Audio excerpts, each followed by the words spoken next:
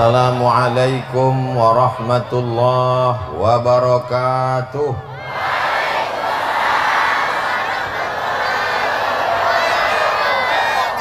Sudah makan malam? Sudah mandi? Alhamdulillahi rabbil. Apapun yang terjadi dalam hidup ini kita ucapkan alhamdulillahi rabbil. Harga pupuk naik, harga sawit turun, minyak payah, laki dilarikan pelakor.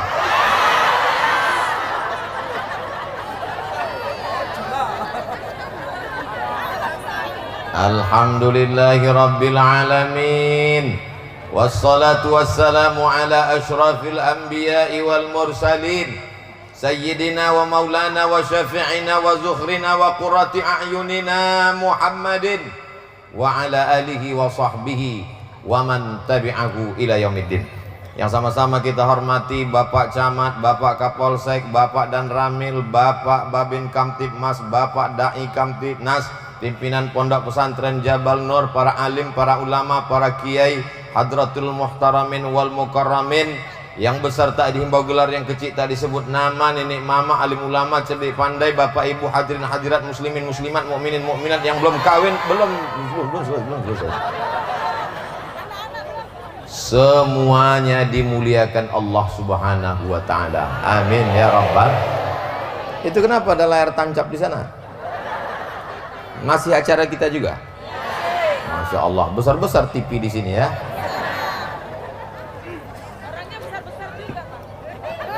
Kata Nabi Sallallahu Alaihi Wasallam,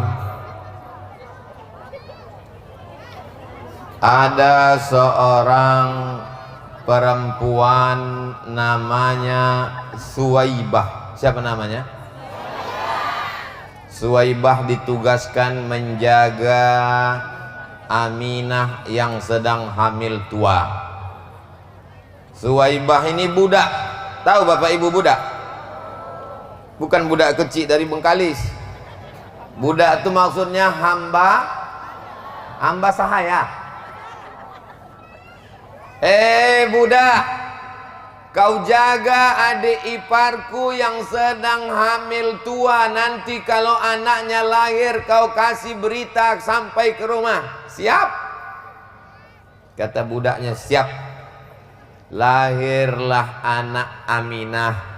Datanglah Suwaibah melapor ke tuannya, wahai tuanku, Aminah sudah melahirkan anak. Laki-laki apa perempuan? Kalau perempuan kubur hidup-hidup, buat malu saja.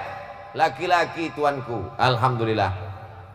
Saking senangnya hatiku, maka pada malam hari ini engkau aku bebaskan, kau tak lagi jadi budak. Pada malam kelahiran Nabi Muhammad SAW, dia bersedekah membebaskan seorang budak. Budak itu harganya sekarang, kalau hidup, kalau masih ada perbudakan di dunia ini, harga budak satu orang lebih mahal dari onta. Jadi kalau onta harganya sekitar 50 juta sampai 70, maka harga budak lebih kurang 100 juta. Pertanyaannya, siapakah yang bersedekah 100 juta pada malam lahirnya Nabi Muhammad SAW? Yang bersedekah 100 juta pada malam Nabi lahir adalah tuannya si Suwaibah, namanya Abu Lahab. Tahu bapak ibu Abu Lahab? Tabbat yada Abi Lahabiu. Abu Lahab malam maulid Nabi, saat Nabi lahir, membebaskan budaknya Suwaibah. Malam ini kau kubebaskan, tak lagi jadi budak. 100 juta. Jadi kalau malam ini ada orang bersedekah 100 juta, itu baru selevel dengan Abu. Kok tiba-tiba Ustadz ingat sedekah? Itu ada kotak. Sallallahu ala Muhammad, sallallahu alaihi wasallam, sallallahu ala Muhammad sallallahu alaihi wasallam. Ya Nabi salam alaika, ya Rasul salam alaika, ya Habibi salam alaika, salawatullah alaika. Coba hitung isi kotak. Kalau sampai 100 juta baru selevel dengan Abu Lahab. Itulah mengapa Abu Lahab itu azabnya setiap hari Senin diringankan. Kenapa? Karena senang menyambut kelahiran Nabi Muhammad sallallahu alaihi wasallam. Apakah masyarakat Jamblay apa? Jambai. Apakah masyarakat Jambai senang menyambut kelahiran Nabi Muhammad?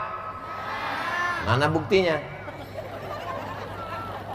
Buktinya apa? Bukti orang Jambai ini senang menyambut kelahiran Nabi Muhammad. Belum bulan Maulid sudah dibuatnya Maulid. Masih bulan apa ini sekarang? Ini sekarang bulan apa? Bulan September. Bulan Safar ini sekarang. Bulan apa ini? Bulan Safar, belum masuk Rabiul Awal. Tapi orang Jambai sudah memperingati Maulid Nabi Muhammad sallallahu alaihi wasallam. Bapak Ibu yang dimuliakan Allah Subhanahu wa taala, bukti kecintaannya malam ini ibu-ibu datang padahal sinetron kesayangan sedang main. Bapak polisi sibuk dengan urusannya, tapi malam ini mereka datang. Para buya, para kiai, para alim, para ulama datang pada malam hari ini. Mereka semua ikut senang dengan kelahiran Nabi Muhammad sallallahu alaihi wasallam. Jadi kalau ada orang yang tak senang dengan Maulid, itu lebih parah daripada Abu. Kan kata saya, ibu yang bilang. Ibu-ibu pun menyambutlah tadi. Maulaya salli wa sallim daiman abada ala habibika khairil khalqi kullihim Muhammadun sayyidul kaunaini wa thaqalaini wal fariqaini min arbin wa min ajami. Maulaya salli wa sallim daiman abada ala habibika khairil khalqi kullihim. Alhamdulillah di Jambai masih ada grup nasyid pakai seragam merah. Kenapa dipakai warna merah? Biar supaya sedekahnya 100.000. Karena kalau pakai tudung hijau 20.000, kalau abu-abu 2.000. Mohon maaf ibu jangan tersinggung. Kalau di kampung itu masih ada grup nasyid, masih ada grup solawat, masih ada grup hadrah, masih ada grup marhaban, berbahagialah saat akikah anak diundang ibu. Apa nama grupnya bu? Al-Ikhlas, macam nama masjid. Acara akikah anak menyanyi ibu-ibu. Acara mengayun anak menyanyi ibu-ibu. Acara walimah nikah menyanyi ibu-ibu. Ibu mesti terus bernyanyi bu. Kalau tidak nanti ibu digantikan oleh keyboard tunggal. Tahu sendirilah kalau keyboard tunggal, pentasnya tinggi, roknya pendek. Yang menonton atuk-atuk di bawah. Jadi saya kasih ibu spirit semangat, ibu terus bersemangat sampai pensiun, latih adik-adik anak-anak kita. Bagaimana ibu-ibu grup nasyid Al-Ikhlas? Semangat, mantap, mainkan. Bapak Ibu yang dimuliakan Allah Subhanahu wa taala, maka tema kita pada malam hari ini adalah menggapai hikmah di balik musibah. Hikmah ini tak usah kita bahas lagi karena dia udah nikah. A'udzu billahi minasy syaithanir rajim. Walanabluwannakum bisyai'im minal khauf. Kamu semuanya aku uji dengan berbagai macam ujian. Ujian yang pertama adalah khauf. Khauf artinya takut, cemas, galau. Yang sekolah takut tak naik kelas, yang sudah kuliah takut tak lulus, yang sudah lulus takut tak kerja, yang sudah kerja takut tak naik pangkat, yang sudah naik pangkat takut tak bisa ngumpul duit, yang sudah ngumpul duit takut tak bisa nikah, yang udah nikah takut tak punya anak, yang sudah punya anak takut tak punya cucu. Hidup ini akan terus takut, takut, takut, takut. Orang yang takut darah tingginya naik, jantung koroner naik, gula darah naik, akhirnya mati. Cemas terus, takut terus. Ada durian, takut. Ada kepiting, takut. Ada udang, takut. Mati aja lah. Ustadz, ada yang Ustadz takutkan? Tak ada takut saya sama apapun. Dikasih orang kepiting, habis. Dikasih orang santan durian, 2 piring hari ini. Dikasih orang ikan besar, selesai. Kita habiskan takut kita hanya kepada Allah Subhanahu. Tapi jangan gara-gara ini besok ibu tak pakai helm, ditangkap sama Pak polisi. Mana helm? Kita hanya takut pada Allah.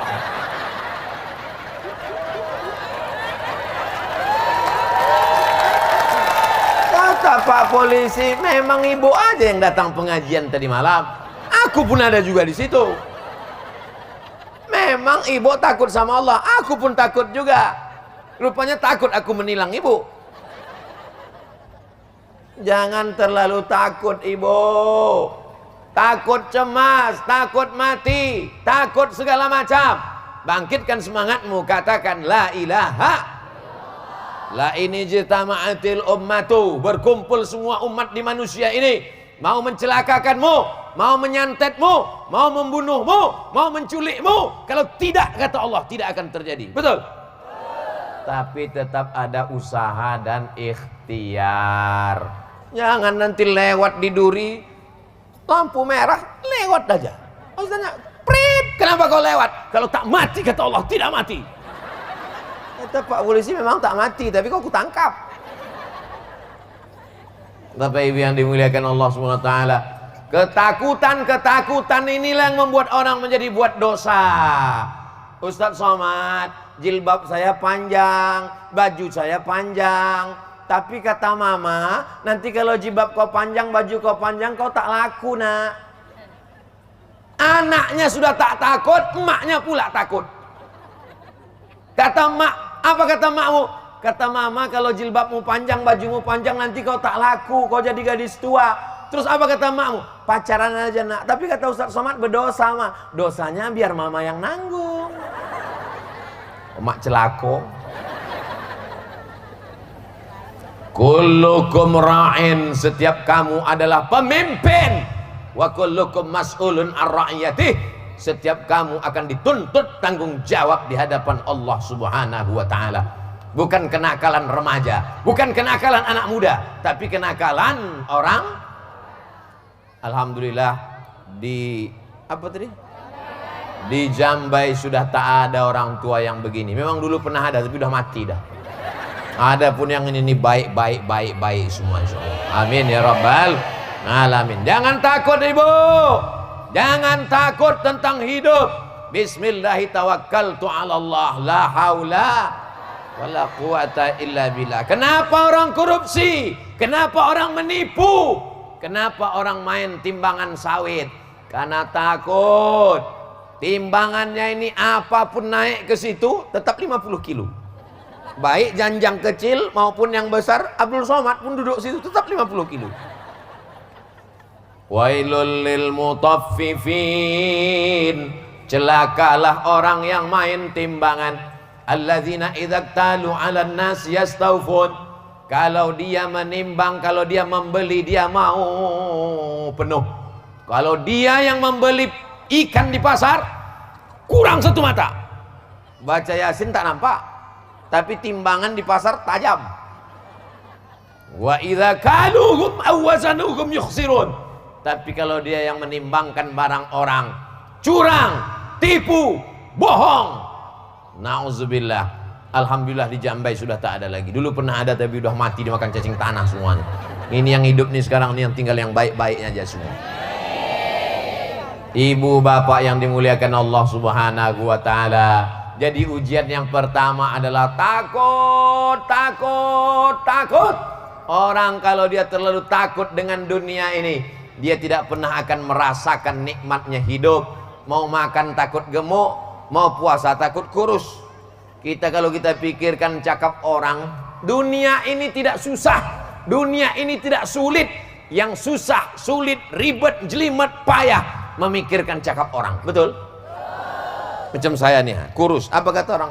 Kasihan Ustaz Somad tak makan. Gemuk kita, apa kata orang? Pertumbuhan itu ke atas, bukan ke samping. Capek kita mikirin orang, capek deh. Yang penting benar kata Allah, yang penting benar kata Rasulullah. Semua orang mengatakan kita salah. Kalau benar kata Allah, yang kita pakai cakap orang apa kata Allah. Jadi jangan takut menjalani hidup.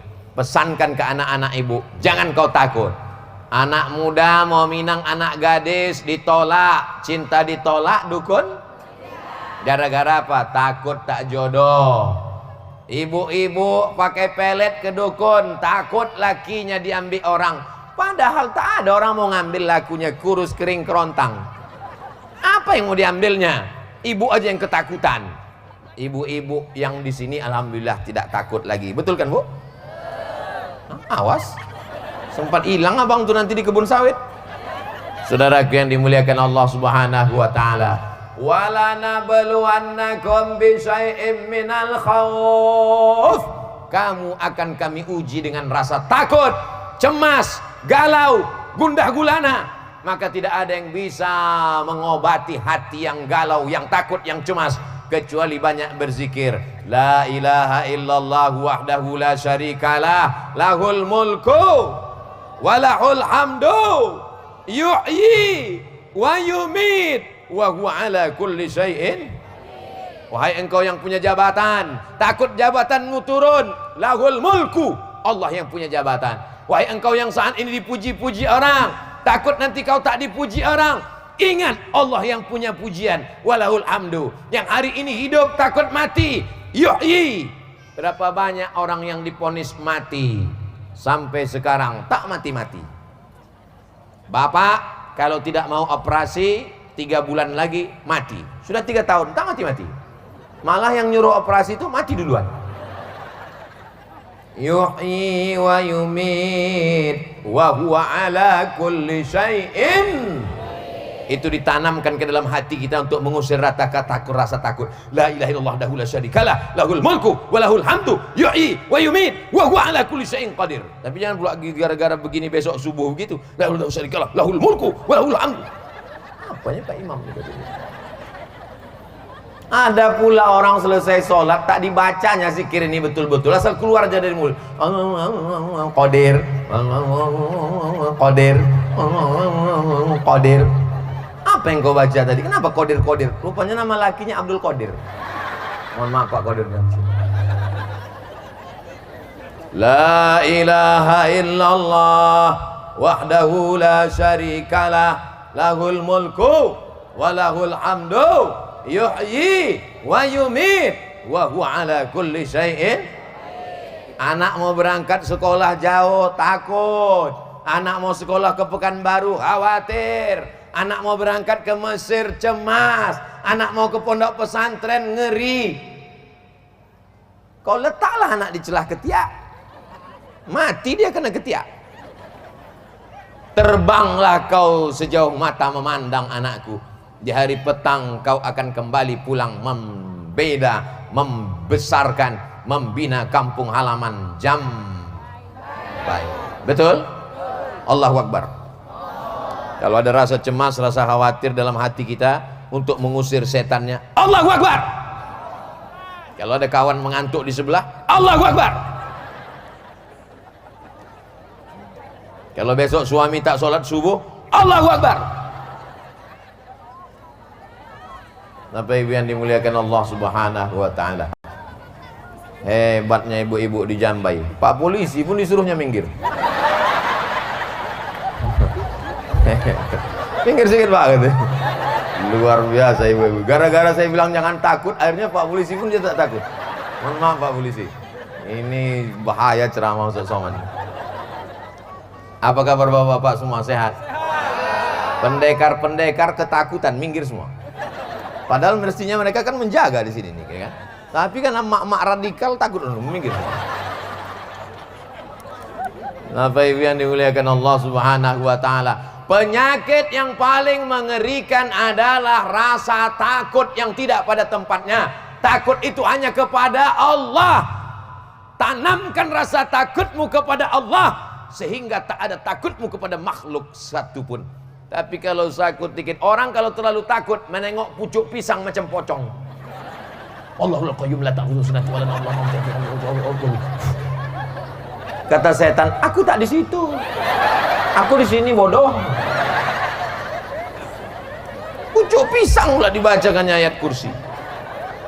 Orang kalau terlalu takut, terlalu cemas, habiskan takutmu kepada Allah, sehingga tak tersisa lagi sedikit pun di kepalamu kepada makhluk. Takut tak makan.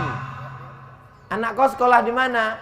Anak saya sekolah fakultas hukum, akan jadi pengacara, gajinya per jam 100 juta. Wow. Anak kau di mana? Anak saya sekarang pejabat hebat. Anak kau di mana? Anak saya di pesantren. Apa? Di pesantren? Nanti makan apa?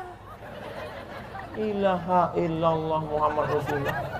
Sengaja dibuat Allah otak itu di atas, lambung itu di bawah, biar supaya jangan mikir makan. Kalau sikit-sikit kau pikir makan, nanti makan apa, nanti pesantren makan apa, kalau kau belajar agama makan apa, kalau kau nikah sama SAG makan apa, berarti otak kau sama lambung dekat, namanya otak udang. Bapak ibu yang dimuliakan Allah subhanahu wa ta'ala, ini rasa takut ini mesti dikelola dengan baik. Itulah makanya khotib kalau hari Jumat naik ke atas mimbar, apa kata khotib? Ittaqullah, takutlah kamu kepada Allah wahai jamaah. Wahai jamaah laki-laki hari Jumat, takutlah kamu kepada Allah, jangan takut sama bini. Kalau ibu masih merepet 24 jam, abang sedang di mana, pulang sama siapa, banyak jalan sama siapa, itu artinya bapak bersyukur, karena ibu inilah yang menjaga bapak supaya tetap takut kepada Allah. Ibu siap merepet? Lanjutkan. Tapi kalau repetnya hanya masalah dunia, aku sudah nikah sama lama sama kau bang, tapi rumah belum kau buatkan. Mobil mana tetangga kita emasnya sudah sebesar ban Vespa. Aku masih juga 3 gram itu bunda hampir putus. Bapak kalau ibu ini masih merepet, ibu bapak di mana, pulang jam berapa, uang kemana aja, bersyukurlah pak, bersabarlah pak. Insya Allah bapak yang sudah terlalu banyak kena repet ini nanti tidak kena azab kubur lagi. Pas ditanya sama malaikat mungkar nakir, gimana kita azab ini? Nggak usah, dia udah azab kali. Ini kita lewatkan aja. Kasihan kali aku nengok mukanya udah. Azab kali ini udah. Udah kita lewatkan aja. Hebat azab kita, lebih hebat azab orang di rumahnya itu lagi. Tapi orang macam ini tak ada di Jambai. Dulu pernah ada tapi udah mati. Bapak ibu yang dimuliakan Allah subhanahu wa ta'ala, saya ceramah tidak boleh keluar dari tema, menggapai hikmah di balik musibah. Walanabluwannakum bisyai'im minal khauf, kami uji kamu dengan rasa takut. Yang kedua, lapar. Ada masanya kita lapar. Ustadz lapar, saya udah makan dah. Lapar karena tidak bisa makan. Lapar karena tidak bisa makan, padahal makanan itu ada. Pergi pagi pulang petang, peras keringat, banting tulang, tunggang langgang, lintang pukang, kepala jadi kaki, kaki jadi kepala. Akhirnya masuk ke rumah sakit, diperiksa sama dokter. Begitu dicek, bapak kena penyakit lambung karena banyak kena asam lambung akibat tidak makan karena terlalu sibuk cari makan. Aneh memang manusia ini. Berangkat pagi sebelum subuh, kena macet di jalan, sampai di kantor kena marah atasan, di jalan robos lampu merah kena tilang, hati cemas, jantung tak normal, tagihan datang, rumah kredit, mobil kredit, panci kredit, mesin cuci kredit. Satu-satunya yang lunas di rumah itu cuma satu, bini. Itu pun karena kata Pak Kua tak boleh kredit. Ditanya, Pak Kua boleh kredit? Tunai. Apalah gunanya hidup ini lagi tak bisa dinikmati? Kaya, rumah besar, mobil mewah, duit banyak, pergi ke restoran, semua makanan ada, rendang ada, dendeng ada, gulai ada, santan ada, cumi ada, kepiting ada, udang ada. Begitu datang pelayannya, Bapak semua makan sudah siap, makanan saya belum datang. Sudah Pak, belum. Sudah Pak, belum. Yang belum apa Pak? Ada satu yang belum datang. Apa dia? Rebus kentang nggak pakai garam. Mohon yang makan rebus kentang nggak pakai garam jangan tersinggung, karena Abdul Somad tak tahu siapa yang makan itu di sini. Dulu memang pernah ada tapi udah mati. Mendengar ceramah saya rumusnya cuma satu, jangan tersinggung. Karena beberapa jamaah yang dengar ceramah saya tersinggung, pulang mati. Saya orangnya tak pandai menyinggung perasaan orang. Saya ngomong apa yang ada di kepala saya lepas. Saya ceramah nggak ada pakai jaim-jaim. Kalau jaim-jaim tentu Assalamualaikum warahmatullahi wabarakatuh. Itu ustaz apa robot? Bapak Ibu yang dimuliakan Allah Subhanahu wa taala, walanabluwannakum bisyai'im minal khauf, takut, wal ju', lapar, wa naqsim minal amwal, kurang harta. Tetangga kita sudah rumah baru bang, tetangga kita sudah mobil baru bang, tetangga kita sudah emas baru bang, tetangga kita sudah cincin baru bang. Abang tuh diam aja. Lama-lama memang dia rumah baru, cincin baru, tapi bininya baru juga. Mau kau kustel macam itu? Tidak bang. Boleh jadi yang kau minta itu tidak diberikan Allah. Sama macam anak kecil umur 5 tahun minta pisau. Mak, minta pisau, mak, minta pisau. Ibu kasih apa tidak?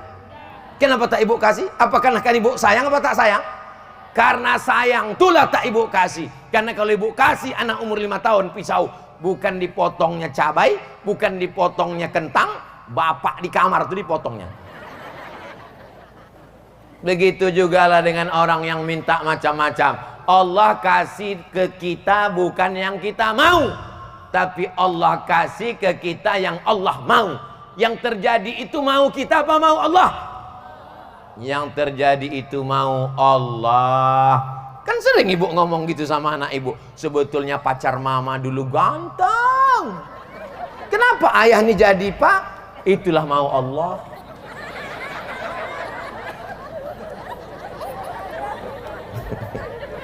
Bapak Ibu yang dimuliakan Allah Subhanahu wa taala, wa naqsim minal amwal, kurang harta. Tidur itu di tempat tidur apa di mata? Kasurnya tebal di hotel bintang 5 di tengah kota metropolitan, jam 2 malam tak bisa tidur, kena penyakit insomnia. Orang kaya tak bisa tidur, orang punya mobil mewah tak bisa tidur. Kita jangankan di atas tempat tidur, di atas lantai masjid tak pakai karpet mendengar ceramah tuh tidur.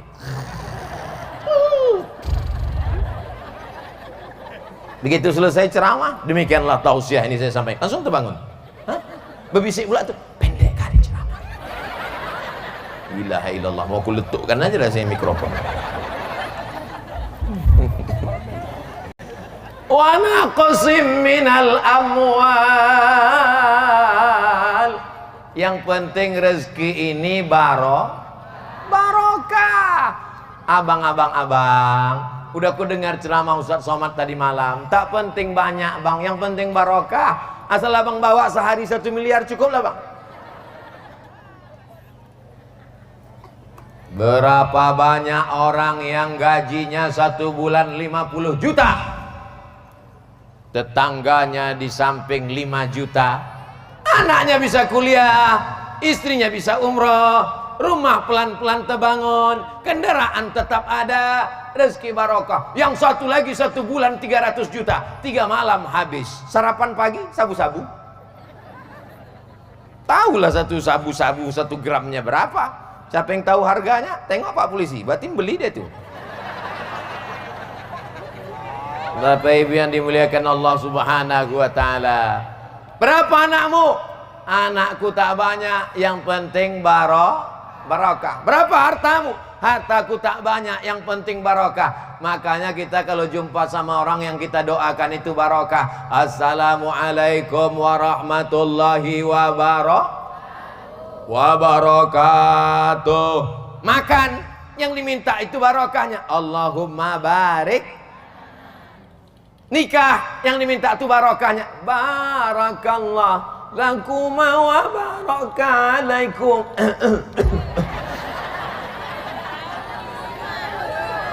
Itulah gara-gara masuk tadi dikasih Pak Sohibul Bait tuh makanannya luar biasa.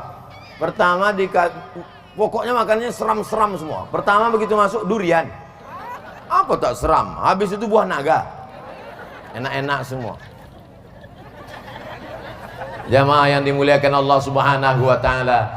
Wa naqsim minal amwal. Kamu diuji dengan kurang harta. Wasamarat. Kekurangan buah-buahan paceklik masa berkepanjangan. Ini kalau nggak salah habis hujan tadi nih. Hujan. Saya tahu, cuma pura-pura nanya aja. Dari mana Ustaz tahu hujan? Karpet nih lembab. Wal anfus wa naqsim minal amwal, kurang harta, wal anfus, sakit. Kalau ada di antara saudaraku yang sakit malam ini, mudah-mudahan disembuhkan Allah. Yang masih sehat wal afiat, jangan lupa jaga kesehatan, karena kesehatan itu mahal. Kalau mau tahu rasanya sehat itu mahal, sering-seringlah datang ke rumah sakit. Masuk ke dalam satu ruangan, ada tabung sebesar kulkas, darah disedot keluar, dicuci gara-gara gagal ginjal. Maka jaga, jangan banyak makan garam, mesti banyak minum air putih, mesti rajin olahraga. Masuk ke ruang satu lagi, tertulis di atas ICU. Arti ICU, I see you, you don't see me. Ambo bisa mencari awaang, sampean ora iso, ora ketok aku. Aku bisa menengok kau, kau tak bisa menengok aku. Mata terpejam, yang didengar suara di dalam hanya sunyi, sepi, tak ada apa-apa. Yang ada tit tit tit tit tit tit tit tit tit. Habis. Siapapun bisa mengalami itu. Terbujur kaku di ruang ICU. Kawan tak ada, ternyata kawan tertawa banyak, tapi kawan bersedih di ruangan itu. Yang datang kawan main gaple banyak, kawan pesta sabu banyak, kawan pesta narkoba banyak, kawan tertawa banyak. Yang berada di ruang ICU hanya istri sejati bidadari surga. Dialah yang datang menyuapkan bubur ayam. Makan ya bang? Sabar bang, si abang pun meleleh air mata. Apa yang abang tangiskan? Nanti kalau abang mati kau nikah sama brownies ya. Sabar bang, sabar bang, sabar ya bang. Penderitaan abang ini tak lama lagi, tak sampai hari Jumat selesai nih bang.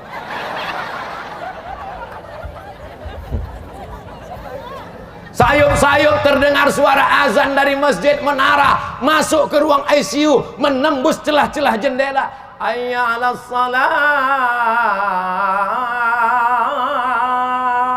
Menangis dia. Abang kenapa menangis? Mau sholat deh. Untunglah ibu tadi baik. Sabar ya bang. Coba kalau ibu tadi baik, dulu waktu sehat tak sembahyang, mampus kok kan.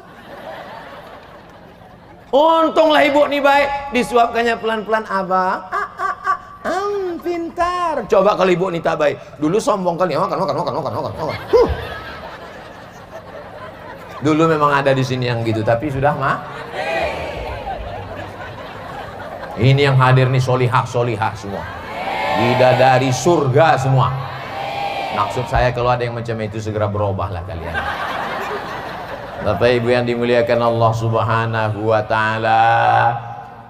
Wal anfus, mati, sakit.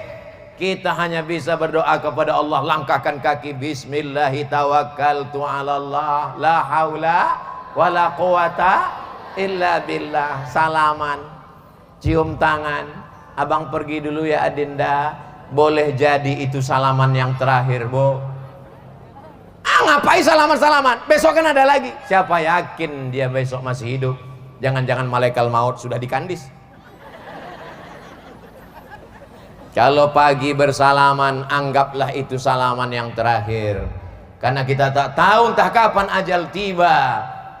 Sampai masanya, malang tak dapat ditolak, untung tak dapat diraih, kematian datang.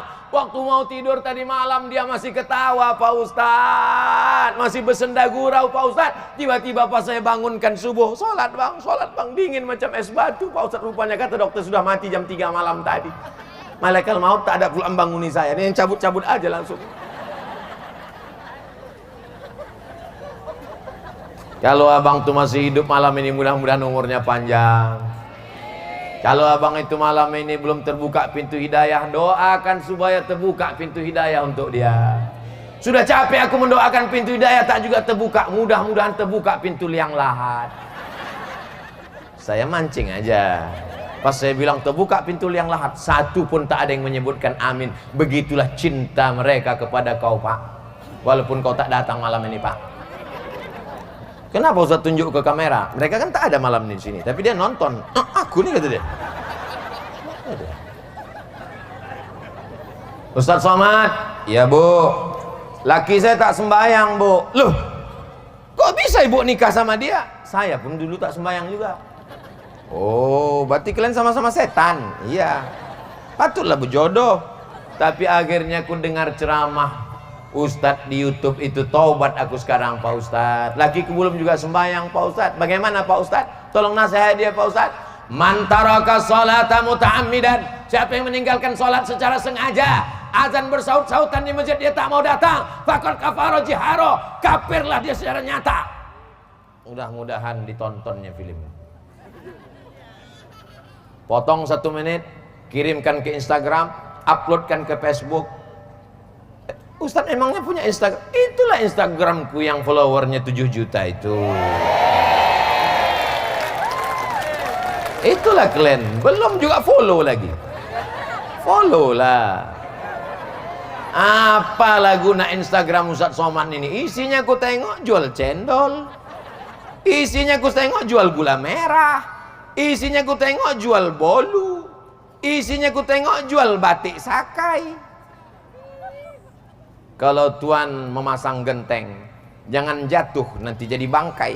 Kenapa Ustadz nampak ganteng? Karena malam nih pakai batik sakai. Itulah dia. Mana batik sakai itu Pak? Inilah yang kupakai ini.